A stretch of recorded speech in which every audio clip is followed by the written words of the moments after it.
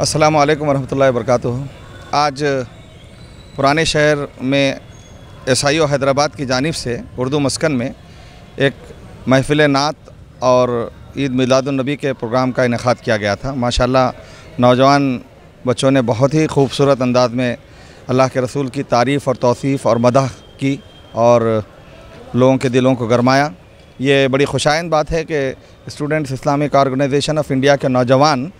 सीरत के उन पहलुओं पर काम करते हैं जो इंसानों को रहनुमाई दें, तरबियत दें और उन्हें बेजा एक्टिविटीज़ के मुकाबले में ईद मिलादुन्नबी के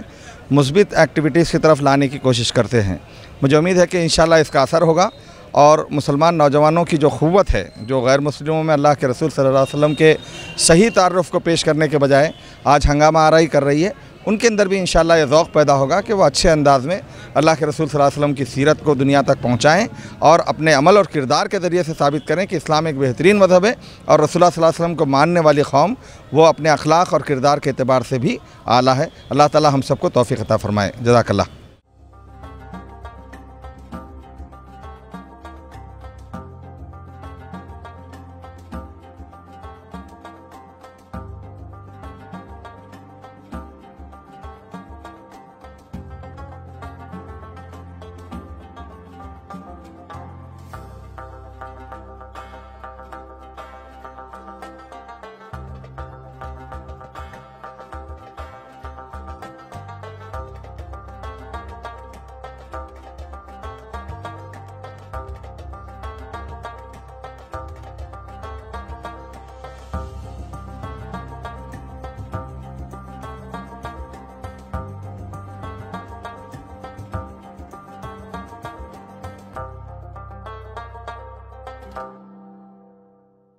अल्हम्दुलिल्लाहि रब्बिल आलमीन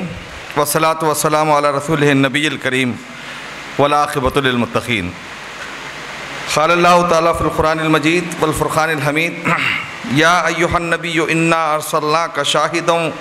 व मुबश्शिरन व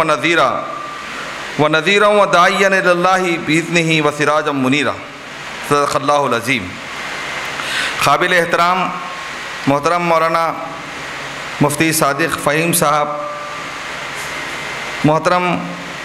सदर हल्का, सेक्रेटरी हल्का, SIO के शहर के ज़िम्मेदारान और आज की इस महफ़िल नात और जलसे मिलादुन्नबी के मौके पर यहाँ जमा मेरे अज़ीज़ नौजवानों, मैंने अभी सूरह अहज़ाब की आयत तिलावत की है। ऐ नबी सल्लल्लाहु अलैहि वसल्लम, हमने तुम्हें गवाही देने वाला और खुशखबरी देने वाला और इंतज़ार करने वाला और अल्लाह के इज़्न से इसकी तरफ बुलाने वाला रोशन चराग बनाकर भेजा है। रसूल करीम सल्लल्लाहु अलैहि वसल्लम के साथ बेलौस मोहब्बत और इसका शदीद इजहार इस उम्मत का एक खासा है। इश्क़ रसूल का यह पहलू हर साल हमारे सामने उभर के आता है और तरबियत की कमी के नतीजे में बेशुमार नौजवान इस मौके पर अपने जज्बात के इजहार के इंतहाई गैर मेयारी तरीक़े अपनाते हैं। इस मौके पर अगर उम्मत की सही रहनुमाई की जाए और उन्हें उसवे रसूल पर अमल आवरी के लिए आमादा किया जाए तो नताइज बहुत ही मुस्बित और पॉजिटिव हो सकते हैं। आज की महफ़िल इस तरह की एक सरगर्मी, मेरा ख़्याल ये है कि आम नौजवानों तक पहुंचने के लिए ऐसे बेशुमार सरगर्मियों को SIO को अडॉप्ट करना चाहिए ताकि इस उम्मत के जो जज्बात अल्लाह के रसूल हज़रत मोहम्मद मुस्तफ़ा सल्लल्लाहु अलैहि वसल्लम के तय हैं उन्हें हम सही तरीक़े से रुख दे सकें। भाइयों, आज की महफ़िल में शिरकत के बाद मुझे एक एहसास हो रहा था कि अगर इस महफ़िल में हमारे गैर मुस्लिम भाई भी होते तो इस महफ़िल का रंग ही कुछ और होता। बहुत सारे मौक़ों पर ज़बान और बयान से ज़्यादा हमारे खुलूस और हमारी आहंग से, हमारी बॉडी लैंग्वेज से भी कम्युनिकेट होता है। इसका असर आपने उस नात के तर्जुमे में महसूस किया होगा जो हमारी एक गैर मुस्लिम बहन ने लिखी है। मैं आपके सामने आज की गुफ्तगू में बस दो बातें रखना चाहता हूँ। ہم مسلمانوں کی یہ بڑی ذمہ داری ہے. جو اولین بات ہے وہ یہ ہے کہ ہم مسلمانوں کی یہ بڑی ذمہ داری ہے کہ ملک کے تمام انسانوں کے سامنے نبی کریم صلی اللہ علیہ وسلم کا جو داعیانہ جدوجہد اور داعی اعظم کا کردار تھا وہ لایا جائے. پرابلم یہ ہے کہ ہم کھل کر یہ بات کرتے بھی نہیں ہیں، اور غیر مسلموں کے تئیں اللہ کے رسول صلی اللہ علیہ وسلم نے جس طرح کا ایٹیٹیوڈ، جس طرح کی سوچ اور جس طرح کا مائنڈ سیٹ پیش کیا تھا اس کو ہم اپناتے بھی نہیں. نبی کریم صلی اللہ علیہ وسلم نے اپنے دور کے غیر مسلمین کو کبھی اپنا دشمن نہیں سمجھا، بلکہ مدعو اور مخاطب سمجھا، اور دشمنان اسلام کی بے شمار سازشوں کے باوجود نبی کریم صلی اللہ علیہ وسلم زندگی بھر غیر مسلموں کے سامنے اسلام کی دعوت کو پہنچانے میں کبھی کوئی کوتاہی نہیں کی. نئے نئے طریقے سے انہوں نے اللہ کے دین کو غیر مسلم افراد کے سامنے پیش کیا، اور حد تو یہ ہے کہ دعائیں کی ان دشمنوں کے لیے جو تکلیفیں دے رہے تھے. عمرو بن حشام اور عمر بن الخطاب کے لیے دعا وہ معروف دعا ہے جس میں حضرت عمر بن خطاب کے سلسلے میں نبی محترم کی دعا قبول ہوئی. اب سوال یہ ہے کہ جو نبی محترم کا اسوہ دعوت کے سلسلے میں، اللہ کے دین کو لوگوں تک پہنچانے کے سلسلے میں ہمارے سامنے آتا ہے وہ کیا ہے؟ آپ دیکھیں، پوری زندگی آپ صلی اللہ علیہ وسلم کی صبر و تحمل، مستقل مزاجی، استقامت، عفو و درگزر، نرمی اور شائستگی، ہمدردی اور غمگساری، ایثار اور قربانی، مدد اور تعاون، امانت اور دیانت، سچائی اور صداقت، امید اور توقع، طلب اور دعا، حقوق کی ادائیگی اور موجود ذرائع کا بھرپور استعمال. یہ پہلو وہ ہیں جو ہمارے نوجوانوں کے دلوں کو جھنجھوڑنا چاہیے کہ اللہ کے رسول صلی اللہ علیہ وسلم نے صرف قولی شہادت نہیں دی تھی، بلکہ آپ صلی اللہ علیہ وسلم نے عملی شہادت بھی دی تھی اپنے اخلاق، اپنے کردار اور اپنے رویے کے ذریعے سے. امید کا دامن جب مکے سے ذرا سا ختم ہوا تو آپ طائف کی طرف نکل گئے، اور طائف میں آپ پر جو ظلم ہوا اس ظلم کی کیفیت کے درمیان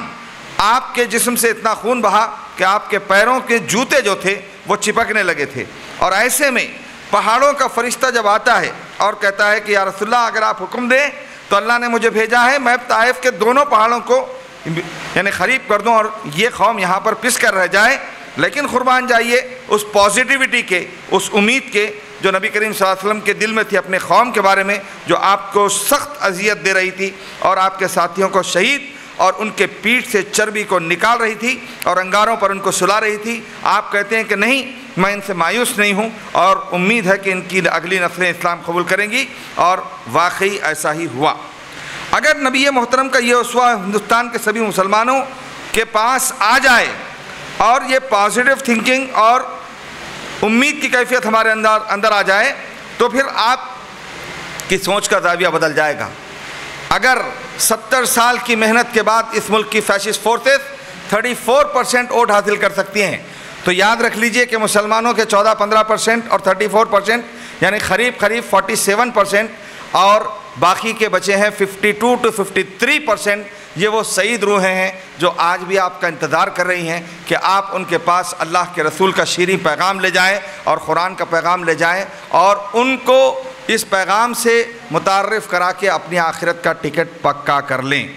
یہ ہے نوجوانوں میں تھنکنگ جو اس وقت ہونی چاہیے. اگر یہ چیز پیدا ہو جائے تو پھر غیر مسلموں کے ذہن میں کوئی سنگی، کوئی یعنی شرارت کے ساتھ مسکنسیپشن اور شکوک اور شبہات پیدا نہیں کر سکتا ہے. دوسری بات، اللہ کے رسول صلی اللہ علیہ وسلم کی زندگی میں جو کچھ واقعات ہوئے وہ اتنے وسیع الاطراف ہیں، ملٹی ڈائمینشنل ہیں کہ ہم اس کا اندازہ ہی نہیں کر سکتے ہیں. ابھی تک لکھی جا رہی ہے سیرت اور آخری دور تک بھی لکھی جاتی رہے گی. سیرت نگاری کے نئے نئے پہلو ابھر کے آتے ہیں. سیرت نگاری آج کا بھی، اس دور کا بھی ایک ایمرجنگ ٹاپک ہے، اور جب تک انسانی سوسائٹی زندہ رہے گی نبی محترم کی زندگی کے مختلف پہلو ہمارے سامنے آتے رہیں گے. آج میں ایک آپ کے سامنے اور ایسپیکٹ سے بات رکھتا ہوں کہ ہم نبی کریم صلی اللہ علیہ وسلم کا تعارف عام طور پر اسلام کی دعوت اور جد و جہد کے حوالے سے کراتے ہیں، ایک مجاہد وقت کی حیثیت سے کراتے ہیں، ایک ایسے رہبر کی حیثیت سے کراتے ہیں جس نے جنگ کے میدان کے اندر ہماری رہنمائی کی. لیکن آپ یہ جان لیجئے کہ اللہ کے رسول صلی اللہ علیہ وسلم کے جہاد اور قتال کا جو پیریڈ ہے وہ بہت ہی کم ہے، تھوڑا سا ہے، اور اس میں بھی سب سے کم خون بہا ہے، بالکل بلڈ شیڈ نہیں تھا، وہ بلڈ لیس ریولوشن سے کہا جاتا ہے، اور ہم اکثر تعارف انہی اینگل سے کراتے ہیں۔ لیکن اللہ کے رسول صلی اللہ علیہ وسلم کا ایک تعارف یہ ہے کہ علم اور تعلم، ٹیچنگ اینڈ لرننگ کی دنیا کے وہ عظیم انقلاب کے داعی تھے۔ پروفیسر حمید اللہ، جنہوں نے فرانسیسی زبان کے اندر قرآن کا ترجمہ کیا ہے، وہ لکھتے ہیں کہ دور جدید کے تعلیمی نظام کے بانی نبی کریم صلی اللہ علیہ وسلم ہیں۔ آج ہمارے پاس اوپن لرننگ سسٹم آ گیا ہے، انٹرنیٹ نے اور انفارمیشن کمیونیکیشن ٹیکنالوجی نے لرننگ کے نئے ٹولز ہمارے پاس دیے ہیں، اور پروفیسر حمید اللہ لکھتے ہیں کہ ان تمام چیزوں کے بانی جو ہیں وہ اللہ کے رسول صلی اللہ علیہ وسلم ہیں۔ آپ سوچئے اس وقت جب حضور صلی اللہ علیہ وسلم مدینہ ہجرت کر رہے تھے تو وہاں پہنچنے کے بعد مسجد قباء کے ساتھ فوری کیا ہوا؟ آپ نے وہاں پر لرننگ سینٹر قائم کر دیا۔ لوگ مسجدوں کو مرکز عبادت ہی سمجھتے ہیں، لیکن نبی کریم صلی اللہ علیہ وسلم کے ذریعے سے ابتدائی دور میں قائم ہونے والی 17 مساجد کے اندر لرننگ سینٹر تھے، اور مدینہ کے ساتھ لگا ہوا صفہ کا چبوترا اس دور کی صفہ یونیورسٹی تھی، جس سے 800 سے زیادہ صحابہ نے تعلیم حاصل کی تھی، اور صحابہ کو ریسورس پرسن کی حیثیت میں دور دور تک بھیج کر آپ نالج کمیونیکیٹ کرنے کا نظام بنائے تھے۔ ویسے ہی ایک واقعے میں حضرت خبیب رضی اللہ تعالیٰ عنہ کو گرفتار کر کے شہید کر دیا جاتا ہے۔ وہ کہاں جا رہے تھے؟ وہ جا رہے تھے لرننگ کی اور ٹیچنگ کی ذمہ داری اور لوگوں کی لرننگ کی پیاس کو بجھانے کے لیے۔ یقیناً ابتدائی دور میں جو علم تھا وہ قرآن و حدیث اور اللہ کے رسول کے ارشادات اور دین کے طریقوں کا ہی علم تھا، لیکن اللہ کے رسول کے زمانے میں علم اتنا ہی محدود نہیں تھا۔ آپ کے پاس 17 لینگویجز سیکھنے والے لوگ تھے، اور آپ نے 1 سال کے اندر مدینے کی پوری لٹریسی کو 100% کر دیا تھا۔ اور اس کی دلیل یہ ہے کہ جب اللہ کے رسول صلی اللہ علیہ وسلم مدینہ آئے تو صرف 17-18 لوگ اس وقت پڑھنے کے قابل تھے، اور 1 ہی سال کے بعد وہ آیت نازل ہوتی ہے جس میں اللہ تعالیٰ فرماتے ہیں کہ جب تم آپس میں معاملت کیا کرو تو لکھ لیا کرو۔ یہ ممکن ہی نہیں تھا کہ مدینہ کے لوگوں کو لکھنا نہ آئے اور اللہ تعالیٰ ایسا کوئی حکم ان لوگوں کو دے۔ تو 1 سال کے اندر اللہ کے رسول صلی اللہ علیہ وسلم نے پورے مدینہ کو لٹریٹ کر دیا تھا، اور قرآن دوسری طرف موٹیویٹ کر رہا تھا، افلا یعلمون افلا ینظرون افلا یعقلون افلا یتدبرون افلا ینظرون الی الابل کیف خلقت والی السماء کیف رفعت۔ یہ انکویزیٹو اسٹائل تھا، یہ انسان کے انٹلیکٹ کو اپیل کرنے والا اسٹائل تھا، جس کا نتیجہ یہ ہوا کہ نبی محترم کے وصال کے بعد جب مسلمانوں کا جنگی پیریڈ جو بہت ہی مختصر رہا ہے وہ ختم ہوا، تو مسلمان علم و تعلم کے اندر مصروف ہو گئے، ٹیچنگ اینڈ لرننگ کے اندر مصروف ہو گئے۔ یہی وہ دور تھا جب امام مالک، امام ابو حنیفہ، امام شافعی اور امام بخاری اور موطا ابو داؤد جیسی کتابیں لکھی گئی، اور دنیا علم کے اندر مسلمانوں نے قدم رکھ دیا، اور 300 سال گزرے اللہ کے رسول صلی اللہ علیہ وسلم کو کہ دنیا کے نالج بیس پر مسلمان ایک عظیم قوت بن کر ابھرے، اور انہوں نے دنیا کو گلوبلی فتح بھی کر لیا۔ مولانا مودودی لکھتے ہیں کہ انقلاب امامت سے پہلے انقلاب تعلیم ضروری ہے، اور اس کا ریورس ہوا اس وقت جب کہ 15ویں صدی عیسوی میں مسلمانوں کی جو یونیورسٹیز تھی، ان یونیورسٹیوں میں خاص طور پر عراق اور اسپین کی جو یونیورسٹیاں تھیں وہاں پر مسلمان ٹیچرز آہستہ آہستہ باقی رہ گئے، اور مسلمان اسٹوڈنٹس وہاں سے فارغ ہوتے چلے گئے، اور یورپ کے اسٹوڈنٹس، غیر مسلم اسٹوڈنٹس وہاں پہ پڑھنے لگے۔ نتیجہ یہ ہوا کہ 15ویں 16ویں صدی عیسوی میں یہ ہوا، اور 17ویں عیسوی میں مسلمانوں کا زوال ہوا، اسپین سے ان کو نکال پھینکا گیا، اور 18ویں صدی کے اندر عرب سمیت دنیا کے مسلم ممالک پورے کے پورے یعنی انگلینڈ اور یورپ کے زیر نگی آ گئے۔ اگین وہی چیز، 300 سال آپ نے علم کا ناطہ توڑا، 300 سال کے بعد آپ زوال یافتہ ہو گئے۔ میرے عزیز ساتھیوں، اللہ کے رسول کا یہ تعارف ہم کیوں نہیں دیتے ہیں لوگوں کو؟ کیوں صرف انہیں مجاہد اور مجاہد قتال بتاتے ہیں؟ ہم کیوں انہیں نالج کا امام نہیں بتاتے ہیں؟ مجاہد علم کی حیثیت سے ہم انہیں دنیا کے سامنے کیوں متعارف نہیں کرتے ہیں؟ آج کے جدید تعلیمی نظام کے اندر اللہ کے رسول صلی اللہ علیہ وسلم کی سیرت کے ان تجربات کو آنا چاہیے جو اللہ کے رسول کی زندگی کے وہ اوجل پہلو ہیں جنہیں ہم جیسے لوگوں نے انسانوں کے سامنے نہیں لایا ہے۔ میں عیسائیوں کے اس پروگرام کے لیے دل سے مبارکباد دیتا ہوں۔ یقیناً ہر اس جنر کو، ہر اس شے کو جو ادب کی ہو یا علم کی ہو، اللہ کے رسول کی نسبت سے آپ اٹھائیے اور اس کا یعنی پورا منصوبہ بند انداز میں دنیا کے سامنے اس کو لائیے۔ آج اس ماحول کے اندر بہت کم لوگ مجھے نظر آ رہے ہیں، نہیں، اس بستی کے عام لوگ یہاں پر ہونا چاہیے، غیر مسلم یہاں پر ہونا چاہیے، مکسڈ پاپولیشن میں پلورل سوسائٹیز کے اندر ان پروگراموں کو لے کر جائیے، یہ صرف ایک پروگرام نہ بنے، یہ ایک طلب بنے، یہ ایک جذبہ بنے، یہ ایک کیفیت بنے، یہ ایک لائف اسٹائل بنے کہ ہم رسول اللہ صلی اللہ علیہ وسلم کی زندگی کے ہر پہلو کو متناسب انداز میں انسانوں کے سامنے پیش کرنے کا حوصلہ رکھتے ہیں۔ اللہ سے دعا ہے کہ مستقبل میں ہمارے اس طرح کے پروگرام اور مزید کامیاب ہوں۔ اللہ کی رحمتیں اور برکتیں آپ سب پر نازل ہوں۔ نوجوانوں کی زندگی عفت معابی کے ساتھ اللہ کے رسول کے اسوے کو دنیا کے اندر رائج کرنے اور دنیا کو واقف کرانے کا ذریعہ بنے۔ وآخر دعوانا ان الحمدللہ رب العالمین۔